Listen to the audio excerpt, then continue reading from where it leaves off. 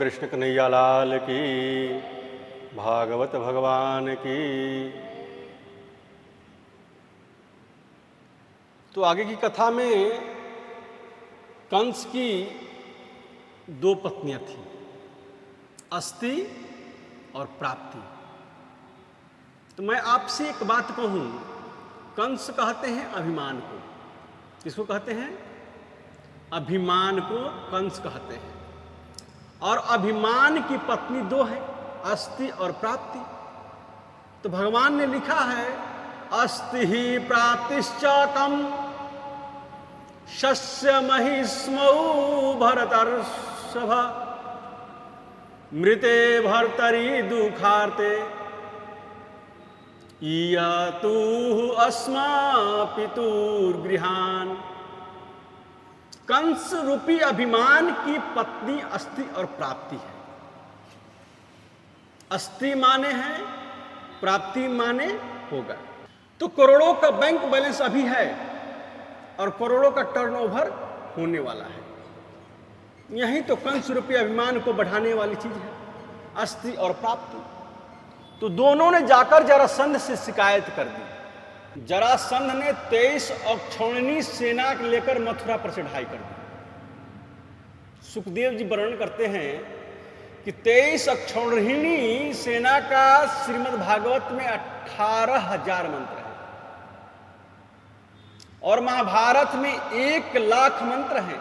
उस 1,00,000 मंत्र वाले महाभारत में, महाभारत युद्ध में कौरव पांडव की सेना मिलाकर केवल 18 अक्षौहिणी ही थी। जरासंध ने अकेले 23 अक्षौहिणी सेना लेकर मथुरा पर चढ़ाई कर दी। एक बार नहीं, दो बार नहीं, 17 बार आक्रमण किया। सोचिए, तो 17 बार श्री कृष्ण ने उसे हरा दिया। कृष्ण जैसा, उनके जैसा पराक्रमी कौन हो सकता है? एक कालेवन नाम का राक्षस आया, अब प्रभु ने मुचकुंद के द्वारा भस्म कराया। प्रभु ने 17 बार जरासंध को हरा दिया। तो 18वीं बार पंडितों को पूजा पर बैठाया और कहा कि पंडित जी, मैं एक बार फिर श्री कृष्ण से युद्ध करने जा रहा हूं। यदि इस बार मैंने कृष्ण को परास्त कर दिया तो आप 11,000 पंडितों को इतना दान दूंगा कि घर बैठे भोजन पाइए। यदि इस बार कृष्ण से हार गया तो आप 11,000 पंडितों को सूली पर चढ़ा दूंगा। अब पंडित लोग भयभीत हो गए, प्रार्थना करते हैं गोविंद से कि हमारी रक्षा करना। अब जैसे ही जरासंध अपनी सेना लेकर मथुरा आया तो कृष्ण ने बलराम से कहा कि भैया जी, नाना जी तो फिर आ गए। बलराम बोले, आ गए तो आने दो। कृष्ण बोले, ये क्या कहते हो आप? रण छोड़ कर भाग चले तो कैसा रहे? बलराम बोले, ये क्या कहते हो तुम? रण छोड़ कर भागेंगे तो कितनी बदनामी होगी जानते हो? हम लोग चंद्रवंशीय क्षत्रिय हैं, हमारा नाम पड़ जाएगा रणछोड़। कृष्ण बोले, माखन चोर तो लोग कह ही रहे हैं, चीर चोर ही कह देते हैं, तो रणछोड़ और सही।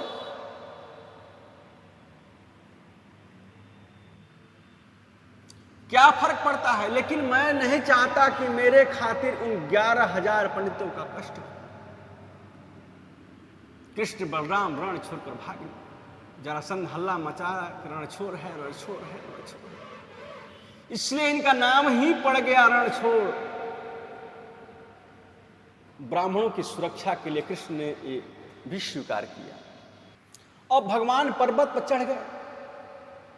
जरासंध ने आग लगा दी चारों ओर से। प्रभु ने छलांग लगा दी और समुद्र किनारे चले गए और देवताओं के प्रधान शिल्पी विश्वकर्मा उन्हें याद किया। अब विश्वकर्मा ने रात में जल के अंदर श्री द्वारिकापुरी का निर्माण कर दिया। सोने की द्वारिका है, बहुत सुंदर दिव्य है, समुद्र के बीच में।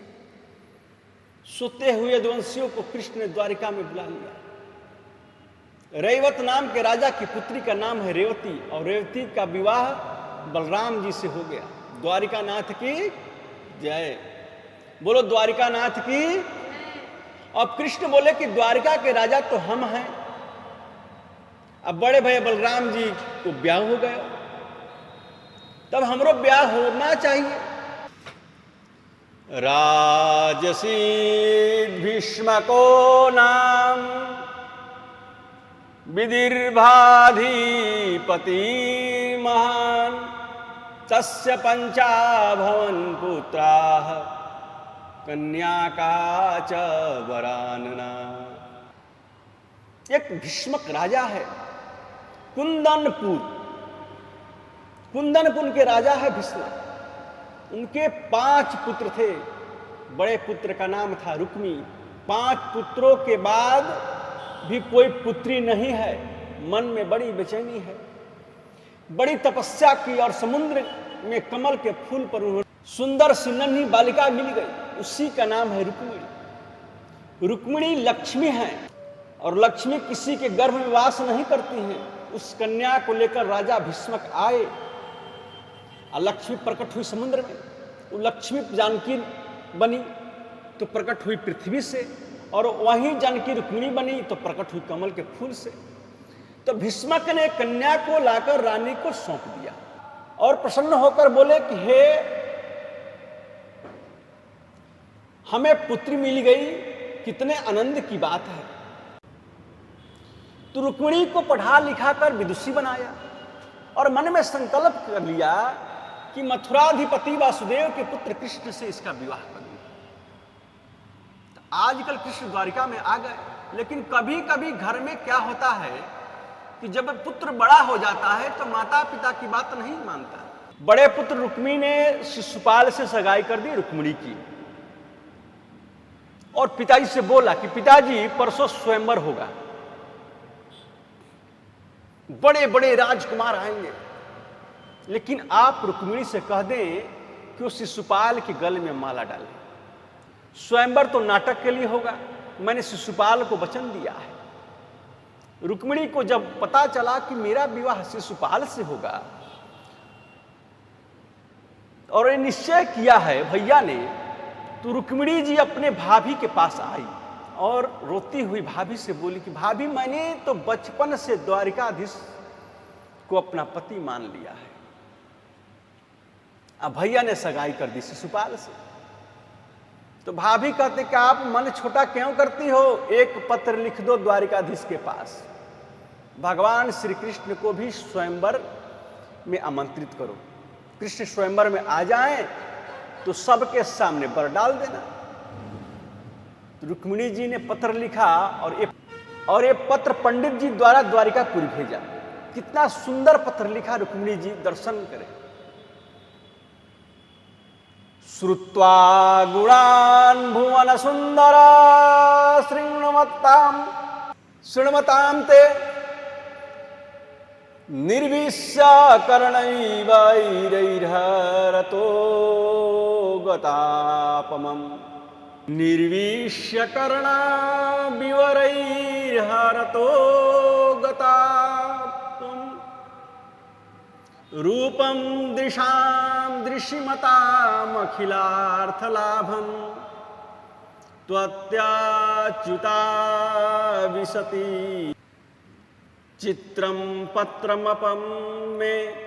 हे गोपाल, मैंने केवल आपके गुणों को सुना है। श्रुत्वा, नवदा भक्ति में पहली भक्ति है श्रवणम। इसलिए रुक्मिणी लिखती है, मैंने आपको आंखों से देखा नहीं, केवल आपके गुणों को सुना है। हे गोपाल, आप सोचेंगे कि एक कौन नारी है जो हमें पत्र लिख दिया। का त्वं मुकुंद महती कुलशील रूपा विद्यावयोद्रागिणाधामभिरात्मतुल्यं धीरापतिं कुलवतीं न वृणीते कन्या काले नृसिंह नरलोकमनोभिरामम्। ऐसी कौन सी नारी है जो एक बार आपकी झांकी को सुनकर आपको नहीं चाहोगे। आप पधारे, मुझे लेकर जाएं। जो वस्तु सिंह को मिलनी चाहिए उसे कोई सियार ले जाए, ये तो बड़े संकोच की बात है।